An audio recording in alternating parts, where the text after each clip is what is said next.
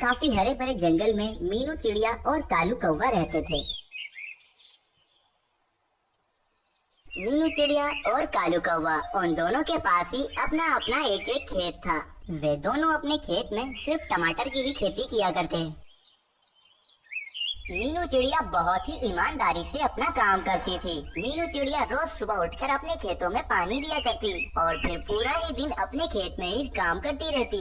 लेकिन कालू कौवा बहुत ही ज्यादा आलसी था। वे अपने खेत पर बिल्कुल भी ध्यान नहीं देता था। ना वो अपने खेत में ज्यादा पानी देता, बल्कि वो तो अपने खेत में काम भी बिल्कुल ही कम करता था। मीनू चिड़िया हर दफा ही कालू कौवे से ज्यादा ही खेती कर लेती थी और उससे ज्यादा ही मुनाफा कमाती थी। बस इसी बात से कालू कौवा मीनू चिड़िया से अंदर ही अंदर बहुत ज्यादा जलने लगा। अरे मैं क्या करूं? ये मीनू चिड़िया तो हर दफा ही मुझसे ज्यादा टमाटर उगा लेती है और तो और इसका मुनाफा भी मुझसे ज्यादा होता है। अच्छा होता कि मीनू चिड़िया की सारी फसल में आग लग जाती, फिर जब उसकी सारी फसल में आग लग जाती तो मुझे आनंद आ जाता। पर अब मैं इसमें क्या कर सकता हूँ? चलो एक काम करता हूँ, घोंसले में ही चला जाता हूँ। अगर यहाँ बैठा रहूंगा तो मुझे और गुस्सा आता रहेगा। ये कहकर कालू कौवा वापस अपने घोंसले में चला जाता है। दूसरी तरफ मीनू चिड़िया अपने काम में मगन होती है।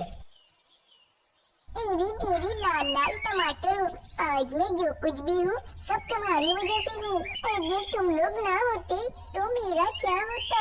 इसीलिए मैं रोज की तरह आज भी तुम सबका आभार करती हूँ। नहीं कालू कौवे को कब अक्ल आएगी? वो अपने खेत पर बिल्कुल भी ध्यान नहीं देता है। मैं कल उसके घोंसले में जाकर उसे समझाऊंगी कि ज्यादा मेहनत करने से अच्छी फसल होती है और मुनाफा भी ज्यादा होता है। दूसरी तरफ कालू कौवा अपने घोंसले में बहुत ही उदास बैठा होता है। तभी कौवी कालू कौवे से पूछती है, अभी कालू क्या हुआ? तुम इतने उदास क्यों बैठे हो? अरे कौवी जी, मैं क्या बताऊं, मैं बहुत ही परेशान हूँ। अच्छा, अब मैं आपकी परेशानी समझ गई हूँ। मुझे सब पता है, आज भी आप उस मीनू चिड़िया की वजह से ही परेशान होंगे। हाँ कालू, मुझे पता है इस बार भी तुम्हें बहुत ही कम खेती हुई है और सारा मुनाफा वो मीनू चिड़िया ले गई है। तेरी कालू, अब ऐसे उदास बैठने से क्या होगा? मैं तो कहती हूँ कि हम जाके मीनू चिड़िया के खेत में आग लगा देते हैं। ना रहेगा उसका खेत और ना वो ज्यादा मुनाफा कमा पाएगी, फिर तो हमारी चांदी ही चांदी होगी। अरे नाश बेटी, पागल हो गई है क्या? अरे अगर ये बात सबको पता चल गई तो हम जो कमाते हैं उससे भी हाथ धोना पड़ेगा। मैं ऐसा कुछ भी नहीं करूँगा। और तो और ये काम बहुत गलत है, मैं ऐसा हरगिज नहीं करूँगा। तेरे कालू, तुम मुझ पर क्यों चिल्ला रहे हो? तुम मुझ पर ही चिल्ला सकते हो, बस जाकर उस मीनू चिड़िया पर चिल्लाओ। तुमसे बाहर काम धंधा तो होता नहीं है और मुझे यहाँ पर आकर सुना रहे हो। तुम तो सारा दिन ही घर में पड़े रहते हो, तुम्हारा तो खेत में दिल ही नहीं लगता, तभी तो तुम्हारी खेती ज्यादा नहीं होती है। उस मीनू चिड़िया को देखो कितनी मेहनत करती है, सारा दिन अपने खेत में ही रहती है। और वैसे भी भलाई का तो जमाना ही नहीं है, मैं तो हमारी ही भलाई के लिए बोल रही थी और तुम तो मुझे ही सुनाई जा रहे हो। मैं जा रही हूँ यहाँ से, अब तुम्हें जो करना है वो करो। ये कहकर वे कौवी वहाँ से चली जाती है। फिर अगले दिन कालू कौवा अपने खेत में ही था। तभी मीनू चिड़िया कालू कौवे के पास आ गई। अरे अरे मीनू चिड़िया, तुम यहाँ कैसे? तुम्हें क्या कोई काम है? नहीं नहीं नहीं, मैं तो ऐसे ही यहाँ पर आई थी ये देखने कि तुम्हारी फसल कैसी चल रही है। अरे मीनू चिड़िया, क्या बात बताऊं, मेरी तो फसल हर बार की तरह इस बार भी बहुत ही कम हुई है। मैं तो बहुत ही परेशान आ गया हूँ। मेरी कालू कौवे, वैसे अगर तुम बुरा मत मानो तो मैं एक बात कहूँ, फसल तो ज्यादा काम करने से अच्छी उगती है, ना कि घर में आराम करने से। कालू कौवे, तुम तो अपने खेत पर बिल्कुल भी ध्यान नहीं देते हो, तुम तो घर में आराम ही करते रहते हो।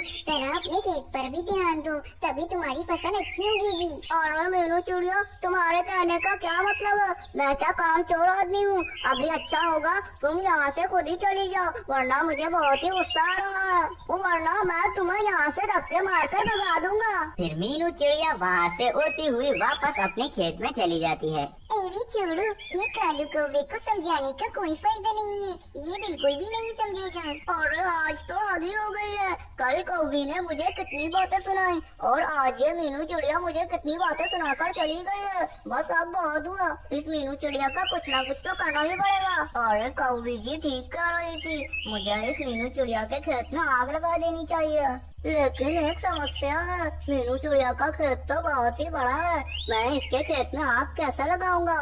और कहीं आग बढ़ते बढ़ते मेरे खेत में भी आ गई तो मैं तो बर्बाद हो जाऊंगा। अब मुझे कुछ और ही करना पड़ेगा। रात होते ही मीनू चिड़िया वापस अपने घोंसले में चली जाती है, पर चुपके से कालू कौवा मीनू चिड़िया के खेत में घुस जाता है।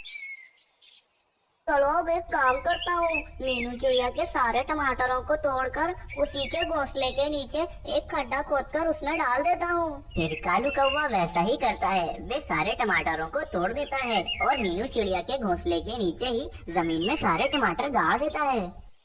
अरे अब इस मीनू चिड़िया को पता चलेगा कि ये मुझे बहुत ही बातें सुना रही थी ना, अब इसको सही मजा आएगा। फिर अगली सुबह रोज की तरह मीनू चिड़िया अपने खेत में जाती है तो वो सब देखकर हैरान रह जाती है। उसकी फसल अब बर्बाद हो चुकी होती है, बस उसके खेत में टमाटर की जगह सिर्फ घास फूस ही पड़ी हुई थी। मीनू चिड़िया ये सब देखकर बहुत ही ज्यादा उदास हो जाती है। अरे मैं क्या करूं, मैं तो बर्बाद हो गई, मेरे तो सारे टमाटर चोरी हो गए। मैं कितनी मेहनत करती थी अपने इस खेत के लिए, लेकिन अब तो किसी नास पीटे ने मेरे सारे टमाटर चोरी कर लिए हैं। अरे मैं क्या करूं, अब तो मुझे कुछ भी समझ नहीं आ रहा है। फिर मीनू चिड़िया उड़ती हुई वापस अपने घोंसले में चली गई। यही सब देखकर कालू कौवा मन ही मन बहुत ज्यादा खुश हो रहा था।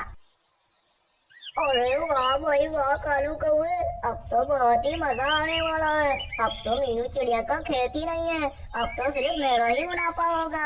हाँ भाई वाह कालू कौवे, तेरे शातिर दिमाग को तो दाद देनी पड़ेगी, तू बहुत ही शातिर है। फिर ऐसे ही कुछ दिनों के बाद मीनू चिड़िया के घोंसले के नीचे जमीन में ही एक बहुत बड़ा टमाटर निकल आया।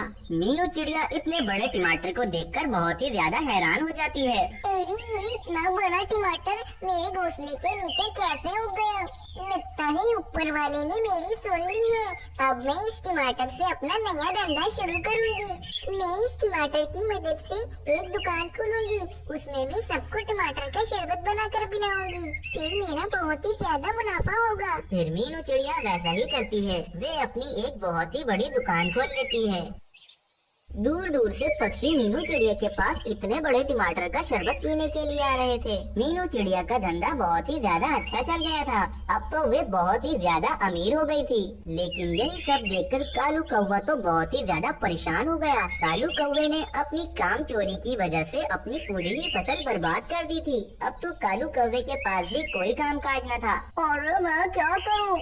अब मैं सब समझ गया हूँ, मैंने मीनू चिड़िया के साथ बहुत ही गलत किया, इसीलिए आज मेरे पास कोई काम नहीं है। मुझे मीनू चिड़िया के टमाटरों को उस खड्डे में नहीं डालना चाहिए था। मैंने मीनू चिड़िया के साथ बुरा किया, आज तो मेरी फसल भी मेरे पास नहीं है। मैं बहुत ही ज्यादा गरीब हो गया हूँ। अब मैं जाकर मीनू चिड़िया से माफी मांग लेता हूँ। यही सोचकर कालू कौवा मीनू चिड़िया के पास चला जाता है।